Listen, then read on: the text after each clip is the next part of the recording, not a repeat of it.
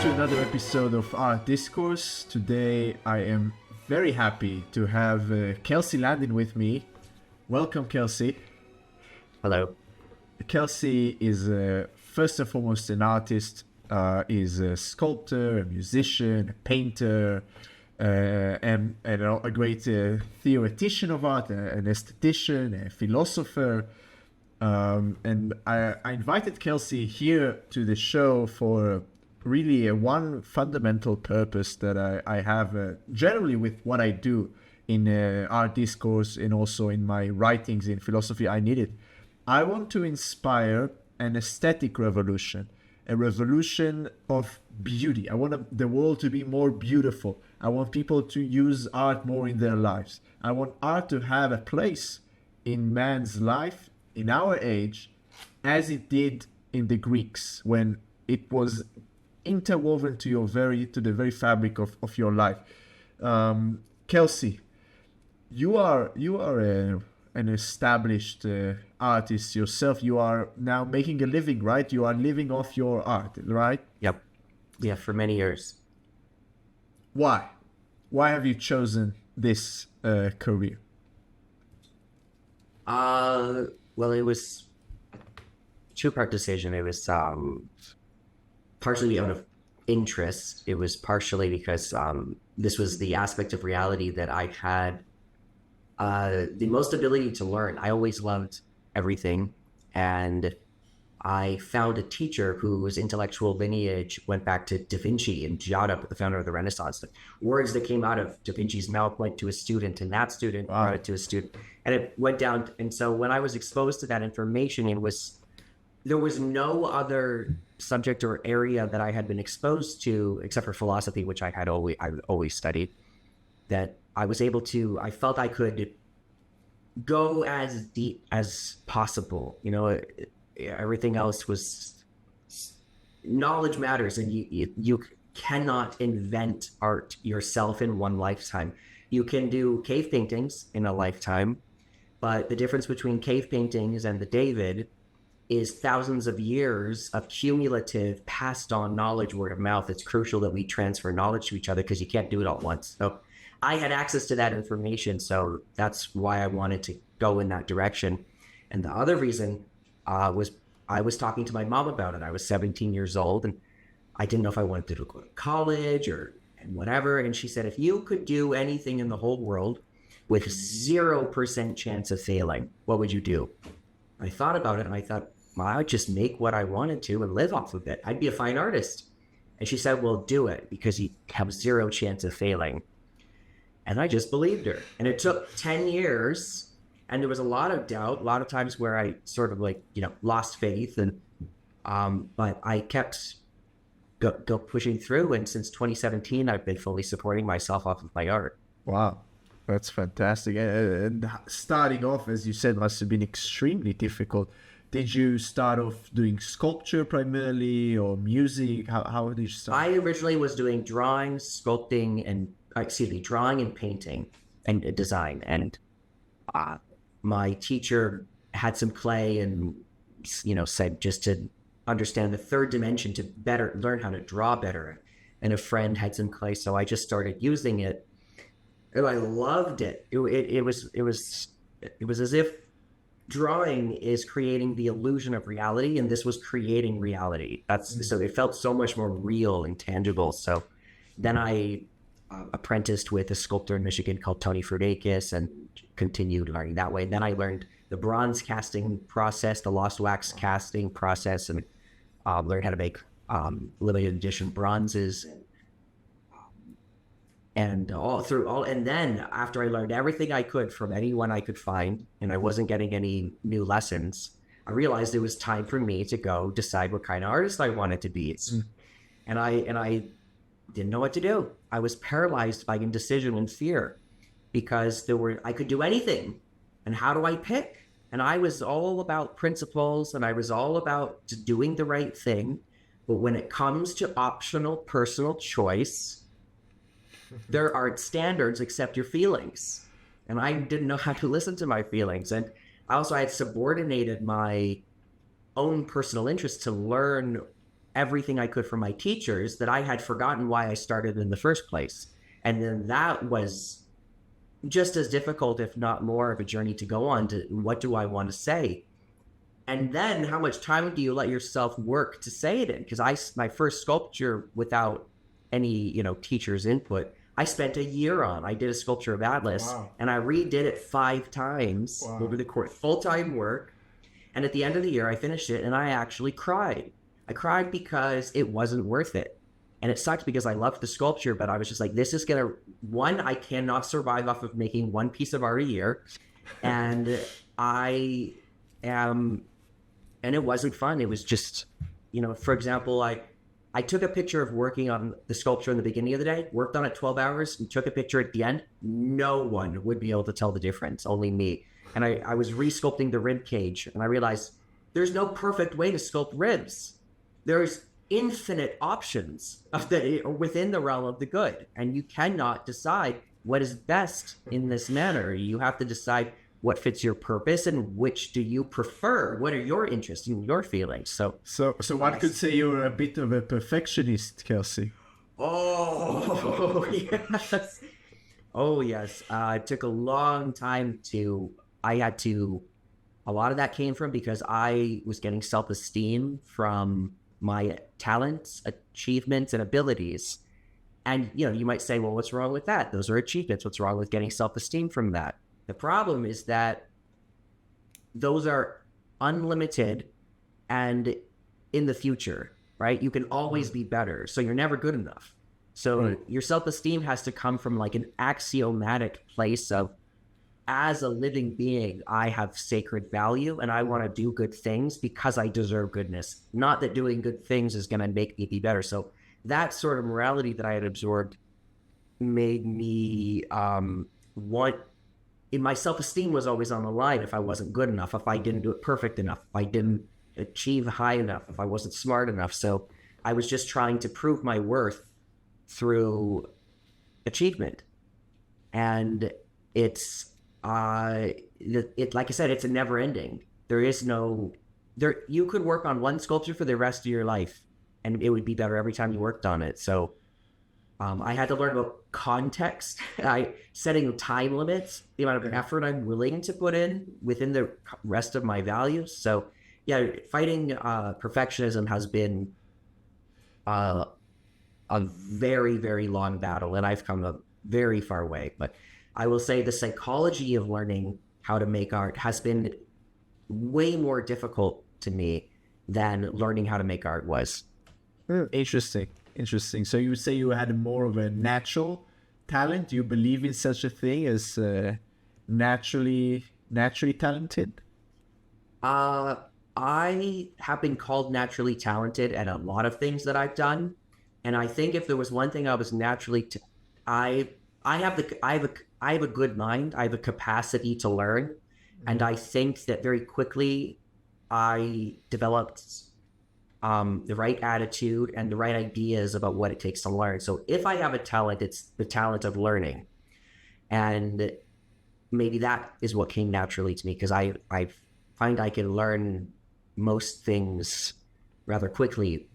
But the thing is it's not, if you look at me closely, I'm not a natural.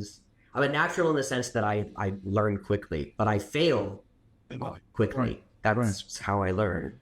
And like somebody like me, for example, let's say I want to become a landscape painter, and I don't know anything about landscape painting. You would say this is an achievable goal for somebody. I do.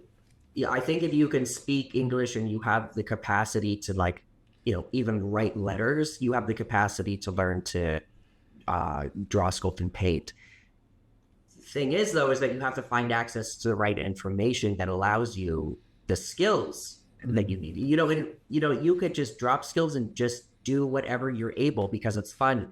A child doesn't not draw the sun or smiley face because they're not talented enough. It's ridiculous. We enjoy creating as human beings. It's a natural thing that we want to do. It's taking your internal world and making it external, and it's just a beautiful, really important process everyone should do. So you don't need to make art just to change the world or just to, be the best or make a living at it. You could do it just because it's fun and a natural thing that is just really enjoyable to do. And if you want to get better at it, then you need very likely to find information where someone is going to increase your skills, because it is a skill. It's not necessarily, talent can help, but it's a skill, and it's not enough to know it. You have to make it automatic in your hand by practicing so much. So you say there is the issue of having the right skill to know how to paint, for example, or sculpt, whatever medium. There's an intellectual level that you need to get rid of perfectionism. You need to actually be able to get things done. What would you say are other challenges that the beginner artists are usually facing, or you have faced? The first one is believing that it's possible to you. That's the first challenge you have to face. You have to believe that you have the capacity to learn. It's not that there, especially with art, there's this idea that it's some magical talent some people are born with and other people aren't. Just like some people are tall and other people aren't. It's not quite like that. It's a skill like any other. And then other challenges to what, learning how to create art in general. To how to get over this first challenge of becoming an artist. How do you get to this point where you're actually producing art? It's a tough question. The thing is, you can do it immediately. You could grab a pencil and just make a doodle. It might not be great high art that makes, it might not make anybody feel anything at all, and you could even burn it afterwards. But I would say nothing can stop you from creating if you want to, except for yourself. And so realize that you can be creative anywhere. It might sound silly, but you draw a face on the mirror. I mean, really, you can, when graffiti artists, right? I was here on the wall. That's we have a need to express ourselves. And so it's so important to allow yourself to do that, whether it's through singing or writing a little poem. If it's crappy, who cares? Tear it up, throw it away. Don't let anyone see it. But I think that just learning how to do that and not judge yourself for the quality that it is. Mm-hmm. But this is what I had to do. I have a very high level of skill.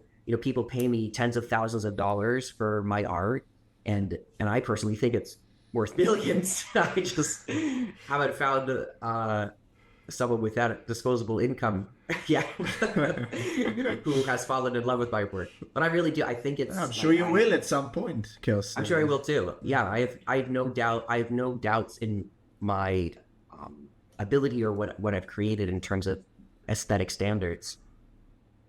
But I cannot judge it for not its standard. You do not judge the art. You judge your action of creating or not.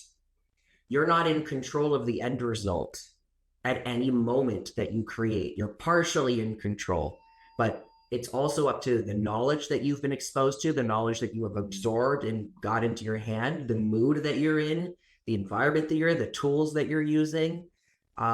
It's just not up to you whether you create something you like or not, or if it's good or not, or meets any standards or not. So I think it's very important to not say, oh, that's bad, or, oh, that's good.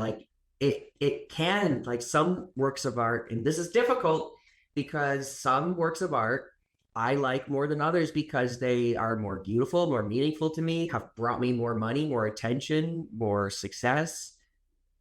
But I think it's very important to equally love something that you don't even like, because the way I think of it is, think of it as one lifelong creation. Your pieces aren't separate from each other. It's one act of creation over the course of your life. So think of your lifetime as a masterpiece, and everything that you create is a brushstroke. Every brushstroke is indispensable to the masterpiece. You cannot have the beautiful one unless you made the ugly one first. So it's crucial to not have favorites of your children. You have to love and nurture them equally, respect them equally, and judge the act of creating or not. If you create, that is moral, that is good, that is perfect. If you're not creating, that's sort of neutral. You're not doing it. That's fine. But it's the act of creating that is good, not the end result of that creation. I really, really like this point, and this is a point of basically got into my head when I decided I want to have a blog. I want to write on a regular basis and publish on a weekly basis. I've made a decision. No matter what, I'm releasing something every Sunday, and I've managed to do that for a long time by now. And I did miss, I think a couple of Sundays, but that's fine. That's also part of the process. Yeah. Sometimes, especially if you keep going and don't allow yourself. Because I know I'm gonna keep doing that. So it's also a brushstroke. The time that you just couldn't write something. Yes, that's also one brushstroke. So absolutely. So it's because if you thought of that as separate from who you are as a mistake, and you judged it and said, oh, how bad am I for being irresponsible and lazy?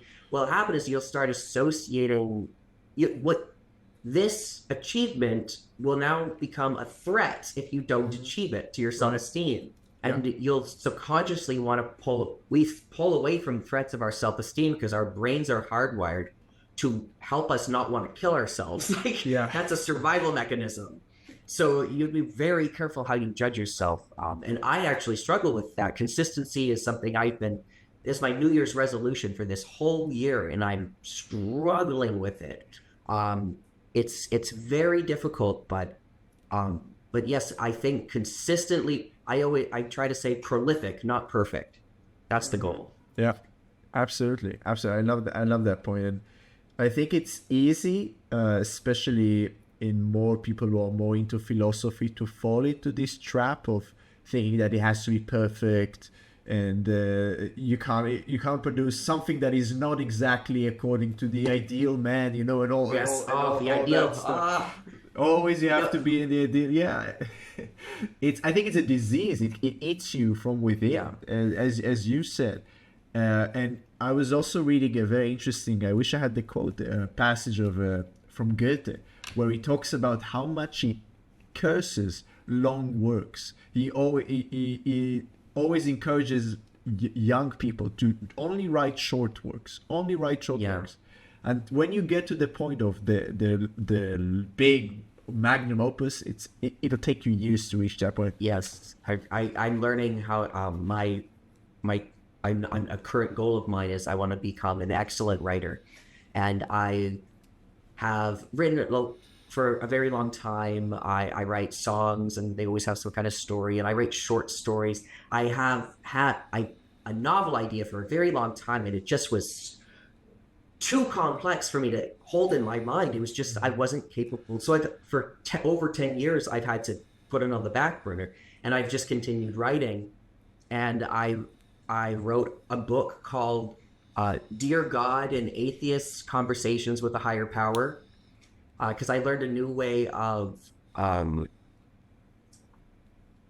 new way of thinking. It's very similar to what, artists, you hear them say, like, the music was played in my head by someone else and I just wrote it down, that kind of thing. Yeah. That's what the equivalent was. I would ask a question, and instead of thinking of the answer, I would just be quiet and listen. And then it's like a wave passed through my mind that I didn't originate consciously. So, the most obvious thing is, okay, it was your subconscious. I know my subconscious is involved, but it was so distinct and unlike anything I'd ever felt, with zero conscious input from me, that it felt like literally a higher power. So, and it only works if I treat it like a higher power and personify it and speak to it as an entity. So, because like I've tried speaking to my wise mind and it doesn't quite crack it to the God level. So it's an atheist conversations with a higher power, and it really transformed my a whole bunch of my perspectives. But writing, so I wrote a whole book on that. It's 35,000 words plus 30,000 that I may or may not include. And then I learned about is it published, the book? It's no, I'm in the process of editing Oh, you're in the it, and process, then right? Yeah. yeah, so I've written it, and now I've done a little editing, and it's like this close for me to either start sending to publishers or self-publish. And this is a kink I'll have to get over because I've always liked creating more than sharing. And I love sharing, but like to get it published in the business side of things, Yeah. that's always been.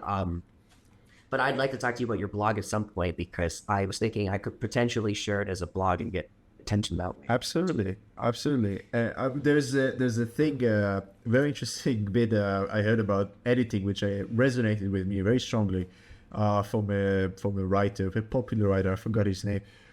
He says that the key to editing, when you know if something is ready, which is it's a question maybe young artists will ask themselves, when do I know my work is ready?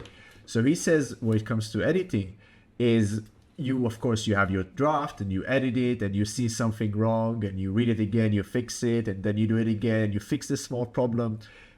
It's ready when you read it for like the 10th time or whatever. You read, you see the problem, but you don't know how to fix it. That's when it's yeah, ready. that's great. Yeah, I still have like some passages that could be eliminated. And yeah, so there's definitely a little bit more on that. And then I wrote this. I learned, in IFS, internal family systems. It's sort of a new idea in psychology that's really valuable. But it says basically to treat your emotions and thoughts and internal systems as parts of you, and sort of try to have a relationship with them. So instead of exiling your anger and pushing it away, like it would be similar to doing that to a child. It's gonna act up. Right. So the way that you relate to yourself also is very much how parallels how you relate to other people. So it's a very interesting thing. And I heard of it and I talked to my psychologist about it. And he said, well, why don't you talk to your parts the way that you talk to God? And then in a week, I wrote 35,000 words. Wow. And I'm calling it The Odyssey of the Self. And it's basically like the adventure of getting to know these parts of you that and some of them are irrational. And I think it's the best thing I've ever written. And I hope with all of this, that because it's expanding what I'm able to do in my mind, that I'll be able to tackle a novel at some point. Because the more I write, the more I realize what an incredible achievement good writing is. It's hard to fathom the things that I've read that are just amazing. I just have so much more respect for them. It is so difficult to hold that much in your mind. And I actually think that this way of, asking questions and listening, I think that's the way that I'm going to have to do it, because my conscious mind cannot seem to organize and hold that whole all at once. But my brain seems to be able to. My brain is smarter than my mind. I don't know how to describe it, but that's it. I have the same like when I'm thinking about a great symphony, for example. How could the composer possibly have everything, like what every instrument was playing? Such an achievement. Crazy. Let's go backwards a little. I'm thinking you mentioned you also being a philosopher, and let's say we've established that it is possible to become a successful artist. And why should somebody be an artist? Why is that a good thing for somebody? This is in my as you said, it's incredibly painful. You spent 10 years until you managed to live off of it. It took you a year. I used to say, follow your passion, ruin your dream. That's how I used to. It was so hard. I used to say that. I didn't fully mean it, but it's not like I would recommend it lightly. It has to be. And I think it was more difficult for me than perhaps it would need to be for other people because of the psychological difficulties that I faced, including my mental health issues that I was not diagnosed for at the time, that I didn't know I was struggling with. So it could have been significantly easier if my psychology had been more taken care of. Sorry, what was the first part of your question? The first part was why should somebody be an artist? I've always been motivated by wanting to save the world, share positive ideas, and pouring truths, wisdom, and inspiration.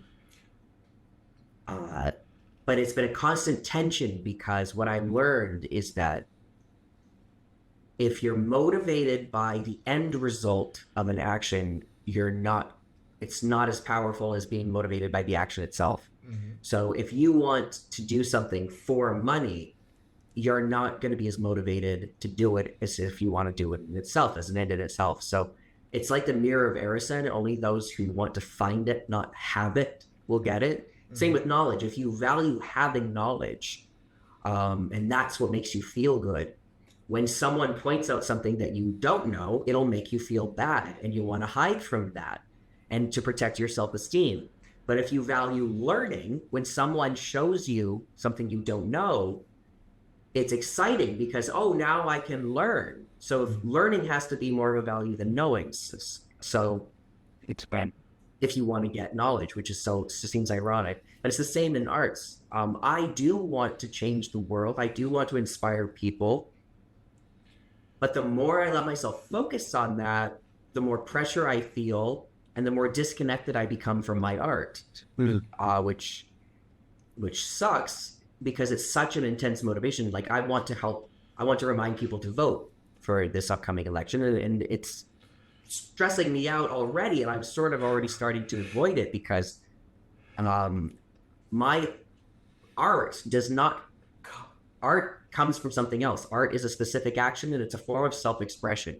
And it really comes from paying attention to yourself and your own interests and your own desires and your own spirit and what makes you uniquely you. That's where art comes from. Sure. And all those other things, as much as I want that as well, it's very difficult to let that be what guides your motivation because it like if you want an effect, you have to value the cause of the effect higher. Because what you will do when you wake up in the morning, you won't get the end, but you'll do the process, right? So yes, it'll be so frustrating. Your life is the process, exactly. So if you don't enjoy the process, it's sort of a fantasy desire. It's a nice thing. It'll like changing the world. It'll be a nice byproduct of your work, but it can't be. I don't think if your motivation to be an artist is to change the world, I don't think you're going to do it because your motivation has to be feeling your hand on paper, putting charcoal on paper, learning about. You have to find what you're actually interested in and what aspect of reality you're curious about, and that's sort of a secondary consequence. But it is a constant pull with me. And this was in my book, the Dear God one. This was the very first lesson. Actually, I was really upset thinking about the state of the world, just crying in my shower because of all the suffering that I'm aware of on the planet and not feeling like there's so much evil and so overwhelmed and not knowing how to fight back and destroy it. And my mind, the first sort of like message that I got was, you don't need to destroy evil. You need to be good. Mm. And then the next message was, you don't need to make art to change people. You need to make art to be yourself. And you matter. And you're a victory. And that is something I've been trying to integrate into my life because as much as I want to change the world, that just results in this intense pressure. And when I focus on being myself and self-expression as an end in itself, not as a mean, you don't want to make your life a means to an end. Your life is the end.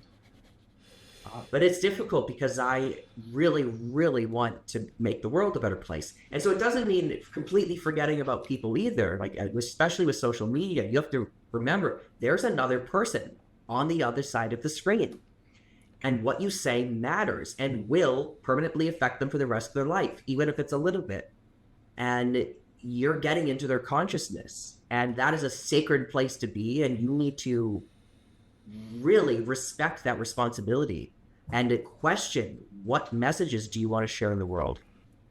So something you've touched on quite a few times so far is there's a link. I know there's a link between uh, a very profound link between creating art and knowing yourself.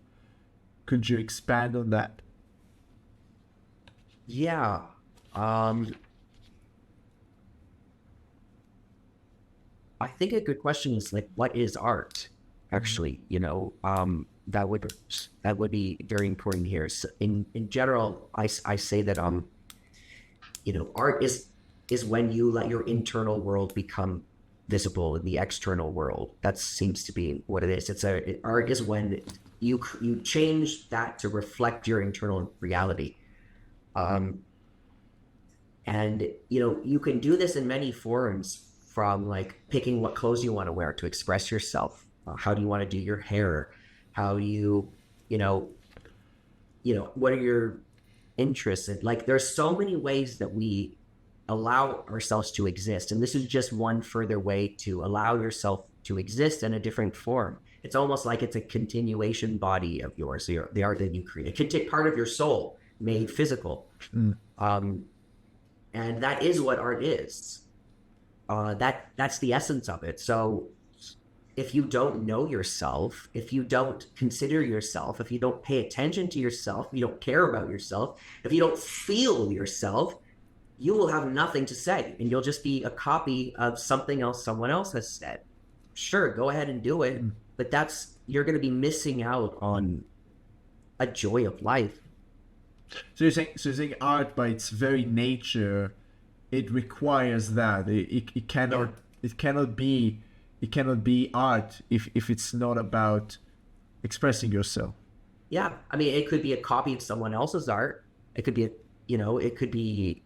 you could still make something, but yeah, to be real, actual, original art, it's got to be just a true form of self-expression.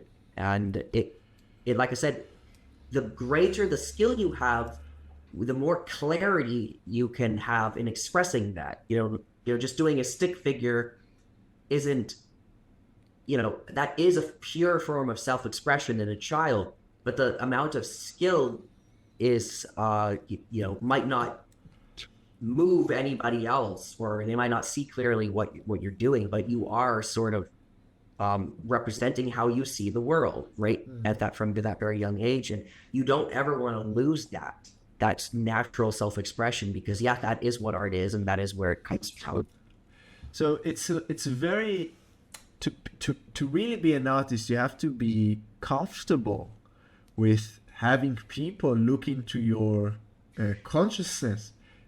Yes. And that's difficult, isn't it?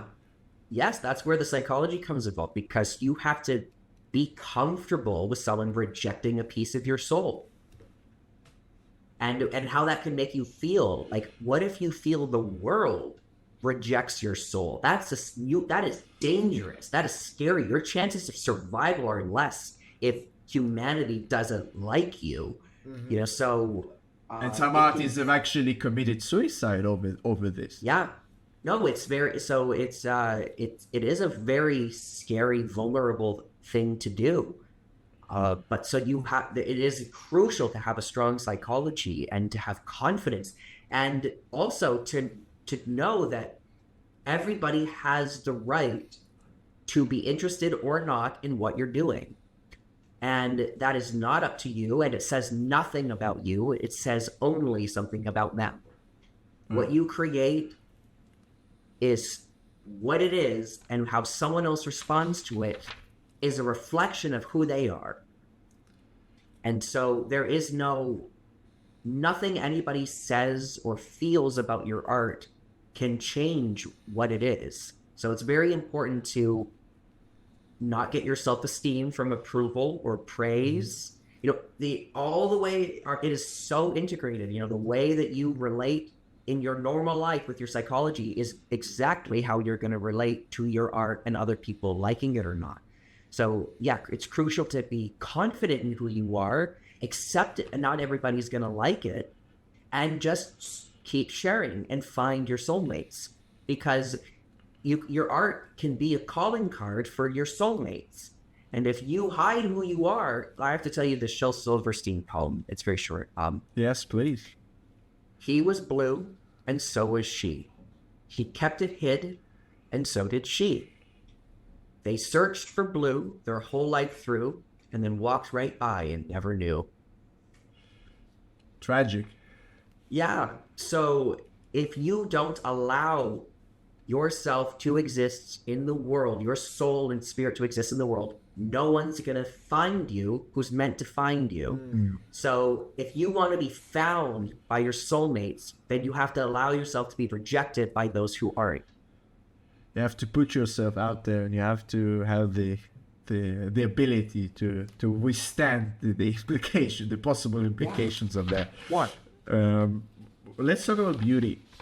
Beauty is a big deal when it comes to art. The Greeks saw beauty as a virtue, as something that is moral, which I thought was a very interesting perspective on beauty, and we've seemed to have lost that. How would you define beauty, and why is it important? So beauty, I define as it's a form of integration, when all the elements line up and are a reflection of and pieces of a larger whole. So I think integration is the one concept, and beauty is sort of our conceptual identification that is good. I think it's a very, very broad concept, and there can be moral beauty. There can be moral beauty when someone's spirit and soul, when your internal is integrated with your external, that is integrity itself. So everything we've been talking about is having integrity, and that is a form of beauty. But beauty You mean itself, by integrity, you mean a certain wholeness to it? Like so integrity is the virtue when what you think, when your actions are consistent with your values and principles. So that is when you're internal, you manifest externally through your actions. That is what integrity is. And can you concretize that a bit? It's a bit abstract. So the most common form of challenging someone's integrity is social pressure.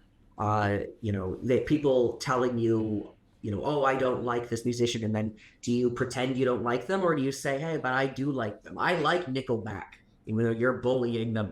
So that's a form of integrity. Integrity is, in the Fountainhead, pressure to conform. It's but that's just one form of integrity. Integrity is also allowing yourself to exist. If you were a transgender person, are you going to pretend that you don't feel the way that you do, or are you going to, in spite of intense pressures and odds, say, this is who I am, go ahead and judge me? Being gay, like being in the closet, there's some safety reasons, but it's also, there is integrity involved in allowing your internal values and ideas and principles to be manifested externally, either through your action or what you accomplish with your actions. So how does that relate with beauty? Yeah, sorry. Art is having integrity. It's allowing what is internal to exist externally to you, and and you can be this is what we think of as sellouts. People who subordinate their own internal values, morals, and principles for some other purpose and gain, and so they end up not contributing anything to society. They are just another reflection and mirror to others. And that's who Gail Wyman was. He didn't have integrity. Right. So right. You can, it's just mirrors on mirrors on mirrors. But if you want to actually contribute your existence to reality, you have to have integrity. And so that is a form of beauty. And it's interesting because the end product is beauty as well when you create the art. So it's all. So wait, would you say like Gail Wyman is ugly because he lacked integrity? People are extraordinarily complicated, and we cannot, people aren't just one course of action they take, but that aspect of him was, of course it was ugly. It's an ugly aspect of our society. It's when people subordinate, it's dangerous, it's evil, it makes the world a worse place when you do that. When you do not allow yourself to exist, everybody suffers. This isn't like a you or them thing. It's like we all suffer if everyone doesn't have the right to exist and allow themselves to exist fully. So it's a very interesting perspective. Like I'm trying to concretize this to, like, let's say painting, for example. You mean when you talk about integrity and beauty, you mean like if I paint this painting, but it's not really how I feel, or I don't really agree with that. Let's say I was commissioned to do a portrait, but I don't really like this person. I'm not really interested, but he's paying me a lot of money. Can this work be beautiful? Again, the work can be beautiful for sure. You can make beautiful work even if you don't feel it's a reflection of you. And also you can use your skills. So I'm not saying that, like, it just wouldn't be necessarily your art unless you're putting some of yourself into it. So where does the link with integrity go if it's not really yours? How can it be beautiful? Because beauty is the wide concept, and that is one way beauty can be created. So there's also perceptual beauty. Mm-hmm. So beauty, and as a fine artist, drawing, sculpting, painting, you're working with lines, shapes, values, and forms and colors. Mm-hmm. And those things can be arranged in an integrated, beautiful way. Like, there's no mystery about, like, I'm also writing a book about this, but people have always said music is a mystery on how it can cause us to feel things, especially when there's no lyrics involved. How can sound alone cause an emotional reaction? Yeah, I don't think it's a mystery at all. It's mathematics and it's psychoepistemology. It's when a wave is oscillating, it goes up and down on a certain frequency. So it goes up and down at the same pace. If you double that frequency, it sounds so similar in our minds that it sounds like the same note, and that's in octaves, a C note to a C note. That is because they're so integrated. That's 2-to-1 ratio, and then there's a 3-to-2 ratio where if you for every 3 times it oscillates, the other one goes twice. That's a C to a G. That's a fifth. Da da da da. And it sounds like you're going home. And it's a very familiar, safe feeling because of the integration. And the farther you get away from integration, the scarier, uglier, more dangerous it feels. And as an artist, you play with integration and disintegration to tell a story. You take someone away from home and then you bring them, you have them face challenges, and maybe you bring them back to home with something out new that they've gained. So that is how you create perceptual emotion. It's by playing with integration and disintegration. But as a whole, the whole thing has to be, united amongst a theme, have a leitmotif, like repeated elements. But it's perceptual beauty that we're talking about specifically. So you can create perceptual beauty even if it is, not an act of moral beauty for you to do that particular creation. Mm-hmm. And let's say in your own work, when you're sculpting, one of the things, like, let's say you just have the block of clay or marble or whatever you want to use.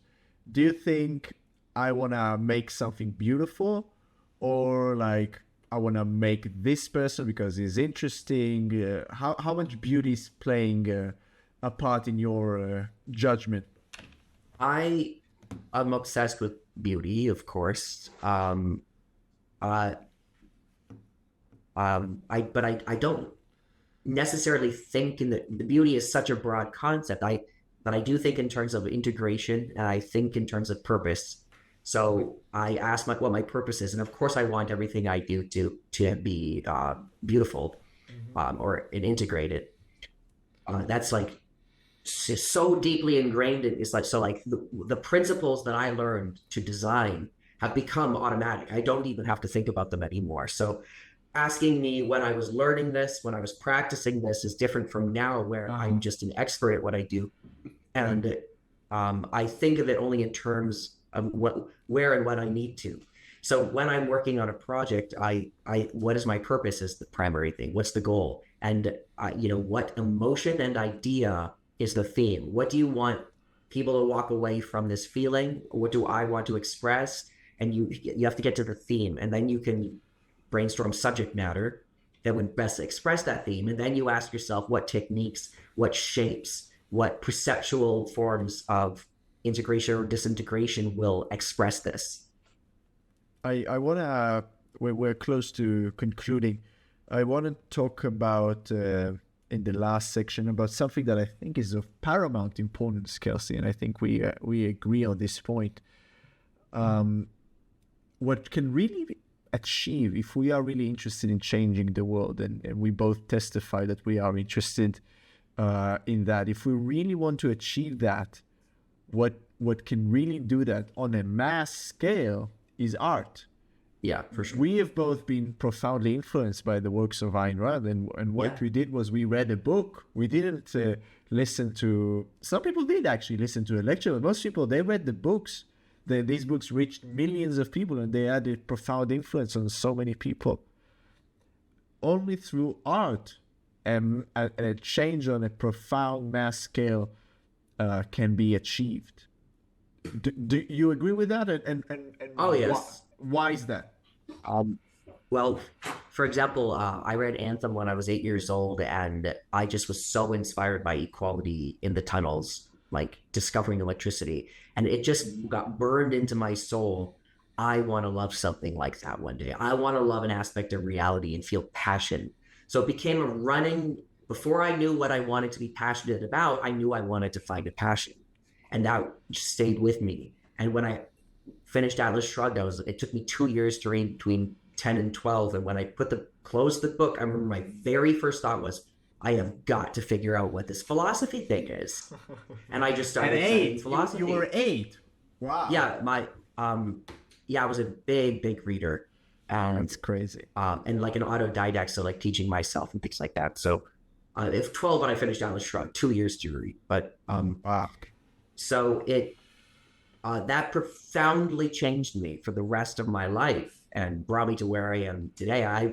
And also the principles that I learned from objectivist epistemology, I have integrated down to the perceptual level in my art. Like I have hierarchy and I have integration and I have the entire process of concept formation. And it's like in similarities and differences, like it is just so into everything that it's so deeply ingrained. So yeah, it can profoundly affect you, because why would I have been interested in philosophy unless it seemed interesting? And I want to, make that a proposal to the university, because I think that they need a sculpture, at least one, to be the pretty book cover for the university. You cannot, like, that's why books have book covers, even, because even to read the book, it has to seem interesting. So art captures people's interest and attention like nothing else, and it sparks emotion like nothing else. And we are emotional creatures, as much as we want to try to be Spock-like and, I'm only going to do what I think, no, emotion is the reason we're alive. Why, unless you want to be alive, you're not going to be alive. It's an emotion, a desire to live. So emotion is crucial, and art can directly affect that. And I think visual art is perhaps the fastest, because when you hear a piece of music, usually you have to hear the whole thing. It can instantaneously change your mood, so it is very, very fast. But then you have visual art, which you can see, and it can instantaneously change your mood. You see it all in one moment, an idea in one moment. Mm-hmm. And in books, you can tell, because of time, a much larger story, but you have to read the whole thing. So yes, I think that you can have a profound impact on the world through art, because also for the simple fact that it's attractive to look at. We want to look at things that are attractive to us. Mm-hmm. That's why we dress nicely. If you want to go meet somebody, you have to be appealing to look at, to get to want to know. And so art can be a medium to transfer extraordinarily important and powerful ideas through beauty. And actually, the Sistine Chapel is an amazing example of this, because that's propaganda for the Bible. So we need to make propaganda for rational, good ideas. You have to glorify the good, and we've been glorifying mysticism, and now we're starting to glorify evil, like the anti-hero movies are. My God, is there a lot of them in it, and that affects everyone. Everything we do affects everyone. And the messages and emotions and ideas you put out into the world affect everything. Absolutely. Matters. Very powerful message, Kelsey. Very powerful. I appreciate that a lot. Anything else you think we should mention at this point? Every single question you ask me there's like so many proliferating. I'm glad that you're asking me these things because you're reminding me of like how much I know and want to share with people. It can be difficult to access. Should write more. Should write more. Yeah. I'm gonna rewatch this and write essays on each question. Yeah, I am. Yeah, I'd be happy to publish them if you want. Let me think about if there's anything very important that I feel we didn't address yet. I guess I can summarize: make art because it interests you, and because you want to express some aspect of yourself, or you're curious about the world and you want to learn about it. I don't think you can truly see a face until you've tried to draw it. You just see the world differently. It's a completely different form of thinking. I think it makes you smarter. Because every time you look at something and try to translate it onto paper, you get to know yourself better. You get to know every aspect of yourself. Like somebody at your point, out 10 years practicing it, you basically, you can tell everything, right? Yeah. It's a means to exploring yourself and exploring the world. And incidentally, it also can change the world. There's all sorts of art, and it's important to stress. Incidentally, we don't want you to go now and become a painter for the purpose of changing, because it'll be rather frustrating experience for you. You should be a painter if you are incredibly passionate about the art of painting or sculpting or music or whatever it is. That's a good point I want to address. Is passion is created. Right. So it starts with an interest, right? So pay attention to your interest, because the most important thing here is not that people become artists. It's that they find something to love. That is what will save this world more than anything else. So paying attention to yourself and what you feel and what interests you, that little spark, pay attention to it, follow it, pursue it, learn about it, and keep going.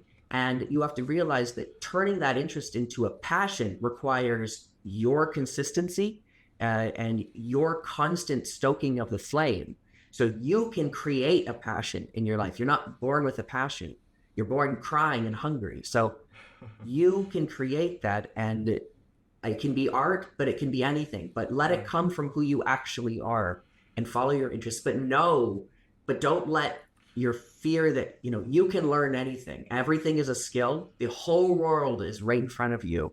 But find something to love, because that is what will make the world a better place.